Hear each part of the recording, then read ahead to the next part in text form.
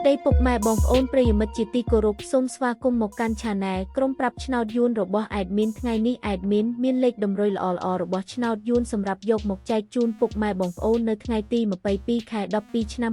2025 នេះ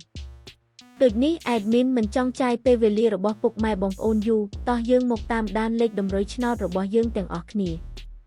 សម្រាប់លេខតម្រុយ2លេខមានលេខ74លេខ53និងចុងក្រោយលេខ32សម្រាប់លេខតម្រុយអូស2លេខមានលេខតម្រុយទី1អូស70និងលេខតម្រុយចុងក្រោយអូស50សម្រាប់លេខតម្រុយ3លេខមាន714គុណនិង532គុណ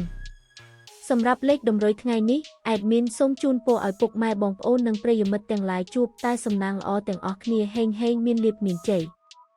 ជាចុងក្រោយសូមកុំភ្លេចជួយចុច Subscribe និង Comment ហើយដាក់សញ្ញារូបកណ្ដឹងដើម្បីជាការផ្ដល់កម្លាំងចិត្តមកកាន់ Admin ជាពិសេសងាយស្រួលតាមដានវីដេអូថ្មីៗនិងលេខតម្រុយល្អៗជាប្រចាំថ្ងៃជាមួយ Admin សូមគោរពលាពុកម៉ែបងប្អូនពី Admin ក្រុមប្រាប់ឆ្នោតយួនសូមសំណាងល្អទាំងអស់គ្នាសូមអរគុណ